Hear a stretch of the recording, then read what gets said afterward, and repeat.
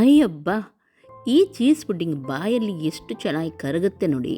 ಅಷ್ಟೇ ಈಸಿ ಇದು ಮಾಡಲಿಕ್ಕೆ. ಚುಟ್ಕೆ ಹೊಡೆದಂಗೆ ಈ ರೆಸಿಪಿ ನೀವು ಮಾಡಿ ಮುಗಿಸ್ತೀರ. ಅಷ್ಟು ಈಸಿ ಕೂಡ ಉಂಟು. ಟೇಸ್ಟ್ ಅಂತೂ ನೀವು ಹೇಳೋದೇ ಬೇಡ. ಎಷ್ಟು ಚೆನ್ನಾಗಿದು ಬರುತ್ತೆ ಅಂದರೆ ನೀವೇ ಮಾಡಿದ್ದೀರಾ ಇದನ್ನು ಅಂತ ಹೇಳಿ ಒಮ್ಮೆ ನೀವೇ ನಂಬಲ್ಲ. ಅಷ್ಟು ಚೆನ್ನಾಗಿರುತ್ತೆ ಇದು. ಅರೆ, ಇದಕ್ಕೆ ಓವನ್ ಅಗತ್ಯ ಕೂಡ ಇಲ್ಲ. ಬನ್ನಿ ಈಸಿಯಾಗಿ ಹೇಳ್ಕೊಡ್ತಾ ಇದ್ದೀನಿ. 1 ಕಪ್ಪಷ್ಟು ಮೆಜರ್ಮೆಂಟ್ ಕಪ್ಪಲ್ಲಿ 1 ಕಪ್ಪಷ್ಟು ಸಕ್ಕರೆಯನ್ನು ಹಾಕಿದ್ದೀನಿ. ಇದನ್ನು ಇವಾಗ ಕ್ಯಾರಮಲ್ ಮಾಡಲಿಕ್ಕುಂಟು. ಸಕ್ಕರೆ ಕರಗಿಸ್ಲಿಕ್ಕುಂಟು. ಕಪ್ಪು ಮಾಡ್ತಾರೆ ನೋಡಿ, ಆ ರೀತಿ ಕ್ಯಾರಮಲ್ ಮಾಡಲಿಕ್ಕುಂಟು. ಸಕ್ಕರೆ ಕರಗ್ತಾ ಬರುವಾಗ ನೋಡಿ ಈ ರೀತಿ ಬ್ರೌನ್ ಕಲರ್ಗೆ ಬರುತ್ತೆ. ಇನ್ನು ಸ್ವಲ್ಪ ಹೊತ್ತು ಮಾಡೋಣ. ಇವಾಗ ನೋಡಿ ಮೇಲ್ಗಡೆ ನೋರೆ ಬರ್ತಾ ಉಂಟು. ಕಲರ್ ಸ್ವಲ್ಪ ಚೇಂಜ್ ಆಗಿದೆ. 1 ಚಮಚದಷ್ಟು ನೀರನ್ನು ಹಾಕಿ ಮಿಕ್ಸ್ ಮಾಡಿ ಗ್ಯಾಸನ್ನು ಆಫ್ ಮಾಡಿ ಮತ್ತೊಮ್ಮೆ ಬಿಸಿ ಇರುವಾಗಲೇ 1 ಚಮಚದಷ್ಟು ನೀರನ್ನು ಹಾಕಿ ಮಿಕ್ಸ್ ಮಾಡಿ. ಇದರಿಂದ ಕಲರ್ ತುಂಬ ಚೆನ್ನಾಗಿ ಬರುತ್ತೆ ನೋಡಿ. ಈ ರೀತಿ ಬ್ರೌನ್ ಕಲರ್ ಬರಬೇಕು. ಜಾಸ್ತಿ ಕೂಡ ಕಪ್ಪು ಮಾಡಲಿಕ್ಕೆ ಹೋಗಬೇಡಿ, ಕಹಿ ಬರುತ್ತೆ. ಮತ್ತು ಈಗ ನಿಮ್ಮ ಮನೆಯಲ್ಲಿ ರೌಂಡ್ ಪಾತ್ರೆ, ಸ್ಕ್ವೇರ್ ಪಾತ್ರೆ ಯಾವುದಾದ್ರೂ ಇದೆ ಆದರೆ ಅದಕ್ಕೆ ನೀವು ಹಾಕಿಬಿಡಿ. ಕೇಕ್ ಟಿನ್ನೇ ಬೇಕಂತ ಇಲ್ಲ. ಕೇಕ್ ಟಿನ್ ಇದೆ ಆದರೆ ಕೇಕ್ ಟಿನ್ನಿಗೆ ಹಾಕ್ಬೋದು. ಗ್ಲಾಸ್ ಬೌಲ್ ಇದೆ ಆದರೆ ಗ್ಲಾಸ್ ಬೌಲಿಗೆ ಕೂಡ ಹಾಕ್ಬೋದು. ಹಾಕಿದ ತಕ್ಷಣ ಬಿಸಿ ಇರುವಾಗಲೇ ಇದನ್ನು ಈ ರೀತಿ ಸ್ಪ್ರೆಡ್ ಮಾಡಿ, ಇಲ್ಲದಿರೋದು ಬೇಗನೆ ಗಟ್ಟಿಯಾಗುತ್ತೆ. ಇವಾಗ ಇದು ಒಂದು ಸೈಡ್ ಇರಲಿ. ಅಷ್ಟು ತನಕ ಬೇರೆ ಏನು ಬೇಕು ಅದನ್ನು ರೆಡಿ ಮಾಡೋಣ. ಇಲ್ಲಿ ನಾನು 6 ಮೊಟ್ಟೆಯನ್ನು ಒಂದು ಬೌಲಿಗೆ ಹಾಕ್ತಾ ಇದ್ದೀನಿ. ನೀವು ಡೈರೆಕ್ಟಾಗಿ ಮಿಕ್ಸಿ ಜಾರ್ ಇದೆ ಆದರೆ ಮಿಕ್ಸಿ ಜಾರಿಗೆ ಕೂಡ ಹಾಕ್ಬೋದು. ಮೊಟ್ಟೆಯನ್ನು ಹಾಕಿ ಇದನ್ನು ಬೀಟ್ ಮಾಡಿ 1 ಟೇಬಲ್ ಸ್ಪೂನಷ್ಟು ವೆನಿಲಾ ಎಸೆನ್ಸ್ ಹಾಕಿ. ವೆನಿಲಾ ಎಸೆನ್ಸ್ ಇಲ್ಲ ಅಂತ ಹೇಳಿ ಸ್ಕಿಪ್ ಮಾಡಲಿಕ್ಕೆ ಹೋಗಬೇಡಿ, ಇಲ್ಲದ್ರೆ ಮೊಟ್ಟೆ ವಾಸನೆ ಬರುತ್ತೆ. ವೆನಿಲಾ ಎಸೆನ್ಸ್ ಹಾಕೋದ್ರಿಂದ ಚೂರು ಕೂಡ ಸ್ಮೆಲ್ ಬರಲ್ಲ. ಆಮೇಲೆ ಇದಕ್ಕೆ 300 ಗ್ರಾಮಷ್ಟು ಕ್ರೀಮ್ ಚೀಸ್ ಸಿಗುತ್ತೆ ನೋಡಿ, ಅದನ್ನು ಹಾಕಬೇಕು. ಮಾರ್ಕೆಟಲ್ಲಿ ಈಸಿಯಾಗಿ ನಿಮಗೆ ಸಿಗುತ್ತೆ.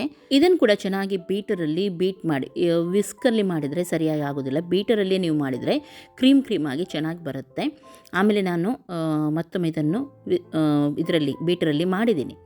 ಓಕೆ, ಇವಾಗ ಇದಕ್ಕೆ 400 ಗ್ರಾಮಸ್ಸು ಕಂಡೆನ್ಸ್ ಮಿಲ್ಕ್ ಇರುತ್ತೆ ನೋಡಿ, ಮಿಠಾಯಿ ಮೇಟ್ ಅಂತ ಹೇಳ್ತಾರೆ, ಅದನ್ನು ಹಾಕಿ. ಒಮ್ಮೆಲೆ ಮಿಠಾಯಿ ಮೇಟ್ ಇಲ್ಲ ಅಂತಾದರೆ ಸಕ್ಕರೆಯನ್ನು ನೀವು 2 ಕಪ್ಪಷ್ಟು ಹಾಕ್ಬೋದು. 2 ಕಪ್ಪಷ್ಟು ಹಾಲನ್ನು ಕೂಡ ಸೇರಿಸಿ ಇದಕ್ಕೆ.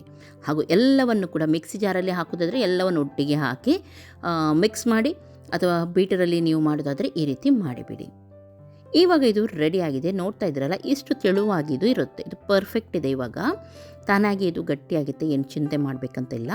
ಇವಾಗ ಏನು ಮಾಡಬೇಕು, ನಾವು ಕ್ಯಾರಮಲ್ ಮಾಡಿದ್ದೀವಿ ನೋಡಿ, ಆ ಬೌಲಿಗೆ ಇದನ್ನು ಟ್ರಾನ್ಸ್ಫರ್ ಮಾಡಿ.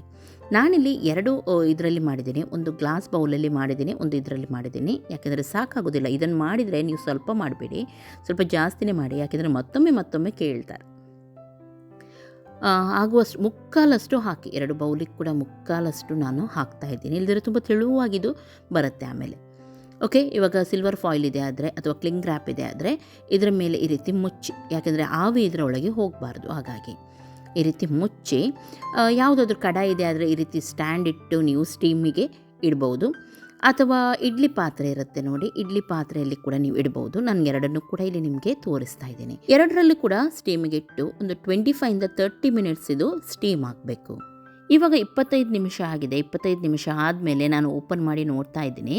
ಕಡ್ಡಿ ಹಾಕಿ ನೋಡಿ ಒಮ್ಮೆ ಕರೆಕ್ಟಾಗಿದ್ದು ಸ್ಟೀಮ್ ಆಗಿದೆಯಾ ಅಂತೇಳಿ.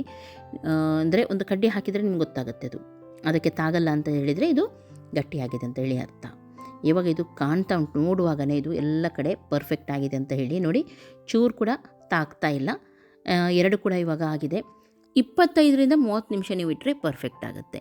ಇವಾಗ ಇದನ್ನು ಫ್ರಿಜ್ಜಲ್ಲಿ ಇಡೋಣ. ಓವರ್ನೈಟ್ ಆದರೆ ಓವರ್ನೈಟ್ ಇಡಿ, ಅಥವಾ ನೀವು ಬೆಳಿಗ್ಗೆ ಮಾಡಿದರೆ ಸಂಜೆ ತನಕ ಇಡಿ. ಎಷ್ಟು ಕೂಲ್ ಆಗುತ್ತೆ ಅಷ್ಟು ಚೆನ್ನಾಗಾಗುತ್ತೆ. ಸೈಡಿಂದ ಸ್ವಲ್ಪ ಬಿಡಿಸಿ, ನಾನು ಓವರ್ನೈಟ್ ಇಟ್ಟಿದ್ದೆ. ಇದನ್ನು ಒಂದು ಪ್ಲೇಟಿಗೆ ಹಾಕಿ ಈ ರೀತಿ ರೌಂಡ್ ಮಾಡಿ ತಿರುಗಿಸಿ ಮೆಲ್ಲನೆ ಮೇಲಿಂದ ತಟ್ಟಿದರೆ ಇದು ತಾನಾಗಿ ಕೆಳಗೆ ಇಳಿಯುತ್ತೆ. ಕಷ್ಟ ಇಲ್ಲ. ಸ್ವಲ್ಪ ತಟ್ತಾ ಹೋಗಿ, ಹಾಗೂ ಮೆಲ್ಲನೆ ಇದನ್ನು ಓಪನ್ ಮಾಡಿ.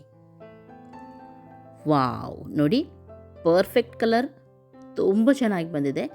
ಎಷ್ಟು ಚೆನ್ನಾಗಿ ಕಲರ್ ಬಂದಿದೆ ನೋಡಿ, ಇದರದ್ದು ಶೈನ್ ನೋಡಿ, ಅದು ಪರ್ಫೆಕ್ಟ್ ಇದೆ. ಖುಷಿ ಆಯಿತು ನನಗೂ. ನೀವು ಕೂಡ ಟ್ರೈ ಮಾಡಿ, ಈಸಿ ಉಂಟಿದು. ಮಕ್ಕಳಿಗೂ ಹೇಗೂ ರಜಾ, ಸೆಕೆನೂ ತುಂಬ ಜಾಸ್ತಿ ಉಂಟು. ಏನಾದರೂ ಕೂಲ್ ಅಥವಾ ಡೆಸರ್ಟ್ ತಿನ್ನಲಿಕ್ಕೆ ಆಸೆ ಆದರೆ ಖಂಡಿತ ನೀವು ಇದನ್ನು ಟ್ರೈ ಮಾಡ್ಬೋದು. ಇವಾಗ ಕಟ್ ಮಾಡೋಣ, ಹಾಗೂ ಯಾವ ರೀತಿ ಇದರ ಪೀಸ್ ಒಳಗಡೆಯಿಂದ ಬಂದಿದೆ ಅಂತ ಹೇಳಿ ನೋಡೋಣ.